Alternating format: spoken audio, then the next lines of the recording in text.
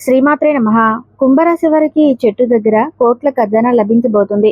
కుంభరాశి వారు ఈ భూమండలం మీద ఎక్కడ ఉన్నా సరే, ఎన్ని పనుల్లో ఉన్నా సరే, కాసేపు పనులన్నీ కూడా పక్కన పెట్టేసి ఈ వీడియోని నిర్లక్ష్యం చేయకుండా, ఈ వీడియోలో ఏముందిలే అని చెప్పేసి తేలికగా ఒక్క మాటతో కొట్టిపాడేయకుండా మీరు ఈ వీడియోని ఎక్కడా కూడా స్కిప్ చేయకుండా చివరి వరకు ఒంటరిగా వినండి. ఎందుకంటే ఇది ఆ పరమేశ్వరుడే ఈ వీడియోని మీ కంట పడేలాగా చేశాడు. కుంభరాశి వారు మీరు పడుతున్నటువంటి కష్టాలు, బాధలు, సమస్యలు ఏంటో అది మీకు మాత్రమే తెలుసు. పైనున్నటువంటి ఆ పరమేశ్వరుడికి మాత్రమే తెలుసు. అంతేకాని మీరు ఎవరికైతే అర్థం అవ్వాలని చెప్పేసి ఎదురు చూస్తూ ఉన్నారో, ఎవరి యొక్క గుర్తింపు కోసం మీరు ఎదురు చూస్తూ ఉన్నారో, ఎవరైతే మీ ప్రేమలను, మీ కష్టాలను అర్థం చేసుకోకుండా అడుగడుగునా మిమ్మల్ని అవమానిస్తూ, మిమ్మల్ని నిర్లక్ష్యం చేస్తూ వస్తున్నారో, అలాంటి వారు ఎవరికీ కూడా మీకు అంటే మీ యొక్క కష్టం అనేది పట్టట్లేదు. మీ యొక్క కష్టానికి, మీ త్యాగానికి ఎటువంటి గుర్తింపు అనేది రావటం లేదు.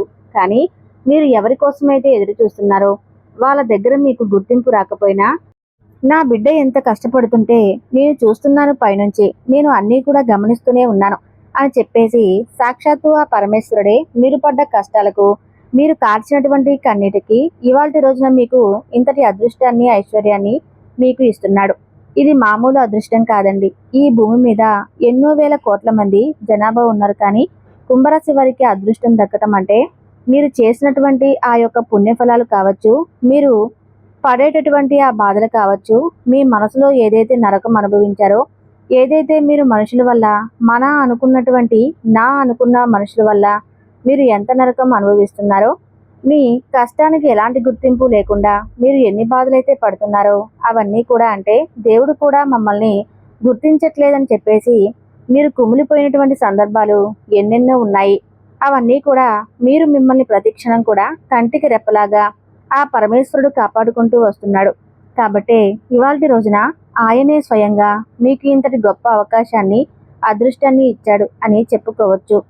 చెట్టు అనే మాట ఇక్కడ మనం ఎందుకు చెప్పాము అంటే, చెట్టు అంటే సాక్షాత్తు ఈ వృక్షం వచ్చేటప్పటికి దేవతా వృక్షము. మనకు భూమి మీద ఎన్నో రకాల మొక్కలు, వృక్షాలు ఉన్నాయి. కానీ అందులో దైవశక్తిని పుంజుకున్నటువంటివి కొన్ని ఉన్నాయి. దేవతా వృక్షాలుగా పూజించబడినటువంటి వృక్షాలు ప్రత్యేకంగా కొన్ని ఉన్నాయి. వాటి ఏంటంటే ప్రకృతి శక్తి, దైవశక్తి పుష్కలంగా ఉంటాయి.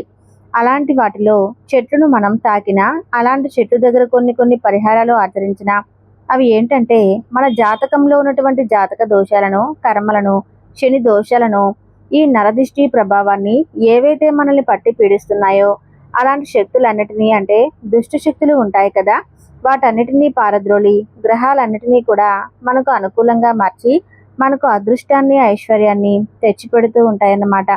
అంటే ఈ వృక్షాలు ఏవైతే ఉన్నాయో వాటిలో దైవం కొలువై ఉంటుంది.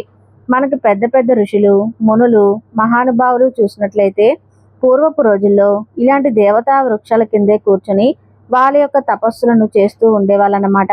అంటే అలా ఆ చెట్లు కింద కూర్చొని చేసినప్పుడు ఏంటంటే ఆ వృక్షానికి సంబంధించినటువంటి ఒక మంచి పాజిటివ్ ఎనర్జీ వల్ల వీళ్ళు చేసేటటువంటి ఆ తపస్సు శక్తివంతంగా మారటము, అలాగే వీళ్ళకు ఉన్నటువంటి ఆ సమస్యలన్నీ పోయి వీళ్ళ కోరికలు నెరవేరటము, దైవత్వం వీరికి దగ్గరగా రావటము, ఇలాంటివన్నీ కూడా జరుగుతూ ఉంటాయి. కాబట్టి కొన్ని పూజింపదగినటువంటి వృక్షాలు మనకు ఈ భూమి మీద ఉన్నాయా అన్నమాట. అలా కుంభరాశి వారికి మీ యొక్క జాతకం ప్రకారం మీరు ఈ వృక్షం దగ్గర మీకు ఏంటంటే ఈ చిన్న పరిహారం అనేది చేయటం వలన మీరు ఖచ్చితంగా కోట్ల రూపాయలు సంపాదించుకునే అవకాశాలు, అదృష్టాలు మిమ్మల్ని వెతుక్కుంటూ వస్తాయి. మీలో కొంతమంది అనుకోవచ్చు, ఒక్క చెట్టు దగ్గర మనం ఈ పరిహారం చేస్తేనే మనకు కోట్ల రూపం మూటలు దొరుకుతాయా? కష్టపడి చెమట వచ్చి సంపాదిస్తేనే ఇక్కడ ఉండట్లేదు, అలాంటి చెట్టు దగ్గర, పుట్ల దగ్గర మనకి ఇలా దొరుకుతాయని చెప్పేసి కొంతమంది చాలా తేలికగా తీసి పడేస్తూ ఉంటారు. కానీ అలాంటి వాళ్ళందరూ గుర్తించుకోవాల్సినటువంటి విషయం అనేది ఒకటి ఉందండి. ఇవాల్టి రోజున ఓడలు బండ్లవుతున్నాయి, బండ్లు ఓడలుగా మారిన వాళ్ళు ఉన్నారు. అంటే కటిక పేదవాడు కోటీశ్వరుడుగా మారిన వాళ్ళు ఉన్నారు. ఏమీ లేకుండా కనీసం ₹1 బిల్లలేని స్థాయి నుంచి కోట్ల రూపాయలు సంపాదించుకున్న వాళ్ళు ఉన్నారు. అలాగే కోటీశ్వరులుగా ఉన్నవారు చివరికి కనీసం టీ తాగడానికి ఒక ₹10 కూడా లేకుండా ఒకరి దగ్గరకు వెళ్ళి చేయి చాచుకునే పరిస్థితి ఉన్న వాళ్ళు కూడా మనం ఎంతమందినో చూస్తూ ఉంటున్నాము. మన అనుభవాల ప్రకారము అలాగే వీటన్నిటికీ కారణం ఏంటి అంటే దైవశక్తి అన్నమాట. దైవం తలుచుకుంటే కటిక దరిద్రుడిని కూడా కుబేరుడుగా మారుస్తుంది. అలాగే ఈ కుంభరాశి వారికి కూడా ఈ అదృష్టాన్ని ఈ దైవమే ఇచ్చిందని చెప్పుకోవచ్చనమాట. మీరు ఈ చెట్టు దగ్గర ఈ పరిహారం చేస్తే మీకు ఖచ్చితంగా కోట్ల మూటలు మీ సొంతమవుతాయి. దైవం తలుచుకుంటే మనల్ని కోటేశ్వరులు చేయలేదా? ఒక్కసారి ఆలోచించండి. అలా దైవం ఇవ్వటం అనేది మొదలు పెడితే అది తట్టుకునేటటువంటి శక్తి మనకు లేదన్నమాట. మరి అలా మనకి ఇవ్వాలి అనంటే మనం చేయాల్సిందల్లా నమ్మకంతో పూజలు, పరిహారాలు అంటే దైవం మీద పూర్తిగా పెట్టేసేయాలి. నమ్మకం అనేది మనము కాస్తో కోస్తో అనుమానించినా అది మనకు ఎలాంటి ఫలితం అనేది లేకుండా చేస్తుందన్నమాట. మనుషులను నమ్మకపోవచ్చు, దైవాన్ని నమ్మకపోతే మన యొక్క ఉనికిని అర్థం అనేదే ఉండదు. ఎందుకంటే దైవం అనేది నిజము. ఈ సృష్టి అంతా నిజమో, దైవం ఉన్నారు అనటం కూడా అంతే నిజమన్నమాట. దైవం లేకుండా భూమి మీద ఏ ప్రాణి కూడా జీవించలేదు.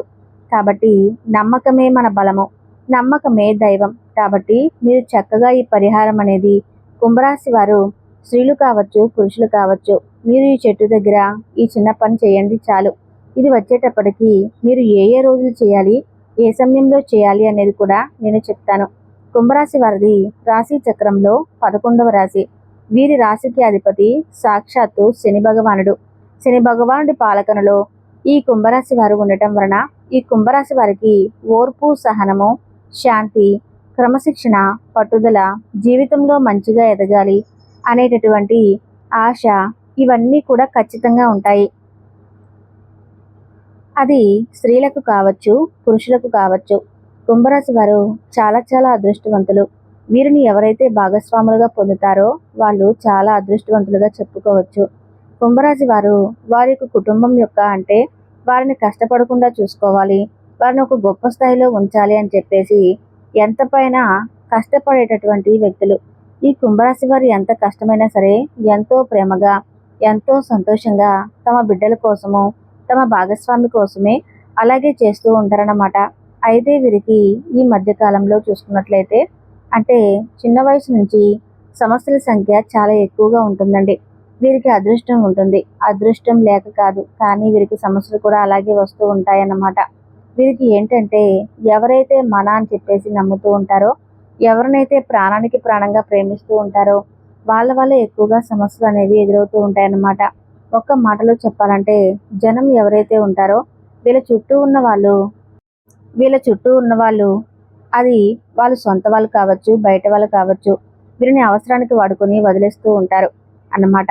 అది వీరు తట్టుకోలేరు. ఎవరైనా సరే మనం ఇప్పుడు అవసరం ఉన్నప్పుడు ఒక మనిషిని మనం ఎంతగా అయితే కలవరిస్తూ ఉంటామో అవసరం తీరిపోయిన తర్వాత కూడా అలాగే ఉండాలి. అలాగే లేకుండా వీరిని ఏంటంటే ఎంతసేపటికి కూడా అవసరాలకు ఉపయోగించుకుంటూ ఉంటారన్నమాట. అది వీరి మనసుకు అర్థమయ్యే అంటే వీళ్ళు ఏంటంటే వీళ్ళకు నిదానంగా ఇలాంటి విషయాలన్నీ కూడా అర్థమవుతాయి. అర్థమైనా సరే ఎదుటి వారిని గబుక్కున తుంచేసినట్టు వీరు మాట్లాడరు. అలా వీరి యొక్క మంచిదనమే వీరి బలహీనతగా మారి వీరికి ఏంటంటే అన్నీ తెలిసినా కూడా ఏమీ తెలియని అమాయకుల్లాగా ఉండిపోతూ ఉంటారన్నమాట. ఎదుటి వాళ్ళు ఉపయోగించుకుంటున్నారు అని చెప్పి వాళ్ళు అనుకుంటున్నారు, కానీ వీళ్ళు ఉపయోగపడాలి అనుకుంటున్నారు కాబట్టే మేము సహాయం చేయాలి అని వీళ్ళు అనుకుంటున్నారు కాబట్టే అవతల వాళ్ళకి ఆ పనులు అనేవి అవుతున్నాయి. కానీ ఈ విషయాలు అనేవి ఈ గొప్పతనం వీళ్ళు చెప్పుకోరు. అంటే అదే అంటారు, నిజంగా సహాయం చేసినటువంటి మనుషులు ఎవరు కూడా చెప్పుకోవడానికి ఇష్టపడరు. కానీ ₹1 సహాయం చేసి మేము ఎంతో చేశామని చెప్పి గొప్పలు పోతూ ఉంటారు కొంతమంది. అలాగే ఉండటం అనేది, అలాగే ఎంత చేసినా కూడా మేము చేశాము అని మనసులో అనుకోకుండా ఉంటారు చూడండి. అందువల్లే దైవం వీరిని ఎక్కడికెక్కడికి కాపాడుతూ ఉందని చెప్పుకోవచ్చు. ఇవాల్టి రోజున ఈ మాత్రమైనా ప్రశాంతంగా ఉండగలుగుతున్నారు అంటే వీళ్ళ మనసు యొక్క గొప్పతనము, మనసులో ఎలాంటి కుళ్ళు కుతంత్రాలు, ఈర్ష్యలు లేకుండా అందరూ బాగుండాలి, అందులో మనము ఉండాలని చెప్పేసి కోరుకునేటటువంటి వ్యక్తులన్నమాట. అయితే వీళ్ళ జోలు ఎవరైనా ఉచితార్థంగా వస్తే మాత్రం వీళ్ళకి విపరీతమైనటువంటి కోపం అనేది వస్తుంది. మేము వీళ్ళ జోలికి వెళ్ళలేదు, కదిలించలేదు, ఎవరికి అంటే ఇటు విషయాలు అటు, అటు విషయాలు ఇటు, ఇలా ఎప్పుడూ కూడా చాడీలు అనేవి చెప్పరు. కానీ వీరి ముందల ఒక రకంగా, వీరి వెనకాల ఇంకొక రకంగా, ఇట్లా వీరితో మాత్రం జనము చాలా బాగా మాట్లాడుతూ ఉంటారు. ఒక్కొక్కసారి భాగస్వామి వల్ల కూడా వీళ్ళు ఎంతగానో ఇబ్బందులు పడుతూ ఉంటారనమాట. ప్రేమలు ఉంటాయి, ఉండవు కాదని చెప్పట్లేదు. ఎంత ప్రేమలు ఉన్నప్పటికీ, చేసినప్పటికీ కూడా ఒకానొక స్థితిలో భాగస్వాముల విషయంలో కూడా వీళ్ళు ఎంతగానో నలిగిపోతూ ఉంటారన్నమాట. అలాగే కడుపున పుట్టినటువంటి బిడ్డల విషయంలో కూడా వీళ్ళు మానసికంగా, శారీరకంగా ఎంతగానో నలిగిపోతారు అని చెప్పుకోవచ్చు.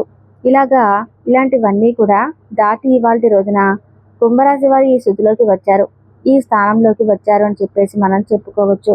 కొంతమందికి అదృష్టాలు ఊరుకునే వస్తాయి అంటే దేవుడు అట్లాగే అది పెద్దవాళ్ళ ద్వారాగా కావచ్చు, పెద్దవాళ్ళు సంపాదించినటువంటి ఆస్తిపాస్తుల వల్ల కావచ్చు. అంటే పిత్రార్జిత ఆస్తులు లేదా భాగస్వామి తరపునటువంటి ఆస్తులు, లేకపోతే లక్కీగా రూ. 1 కాడ రూ. 4 కలిసి రావటం. ఇలా కొంతమందికి ఏంటంటే ఈజీగా సంపాదించుకుంటూ ఉంటారు. కానీ ఈ కుంభరాశి వారికి ఏంటంటే వీరి కష్టమే వీరికి దక్కిందండి పాపం. అంటే వీరు అనుకుంటూ ఉంటారు, ఎవరికైనా ఆశ ఉంటుంది కదా, నా భార్య తరపున రూ. 1 వస్తే బాగుండు, లేదా నా భర్త తరపున రూ. 1 వస్తే బాగుండు, లేదా నా తల్లిదండ్రుల తరపున ఇలా వస్తే బాగుండు అని చెప్పేసి ఎవరైనా అనుకుంటూ ఉంటారు. కానీ వీరికి ఏంటంటే అలా ఎప్పుడూ కూడా కాదండి. వీరి కష్టం మాత్రమే వీరికి ఫస్ట్ నుంచి కూడా దక్కిందనమాట. అంటే ప్రతి రూపాయి కూడా వీరి కష్టార్జితం. వీరికి ఎక్కడ కూడా ఏ తరపు నుంచి కూడా వచ్చేది అనేది ఉండదు. అది చాలా చాలా తక్కువ అన్నమాట. అలా ఈ కుంభరాశి వారి యొక్క జాతక ఫలితం అయితే ఉంటుందండి.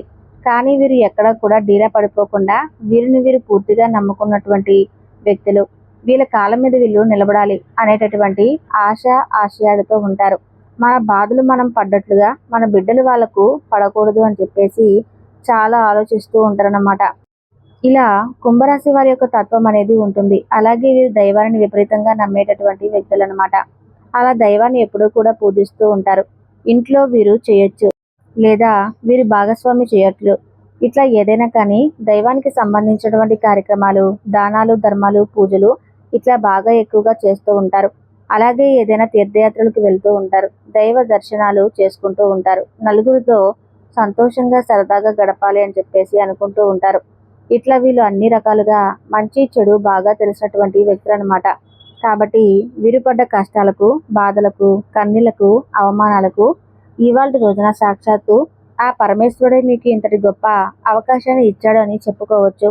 ఇంతమంది జనాభాలో మీకు మాత్రం ఈ అదృష్టం దక్కిందని చెప్పడంలో ఏమాత్రం కూడా సందేహం లేదండి. కుంభరాశి వారికి నేను చెప్తున్నాను, మనస్ఫూర్తిగా మీ గుండె మీద చేయి వేసుకొని మీరు చక్కగా ఈ పరిహారం అనేది చేయండి.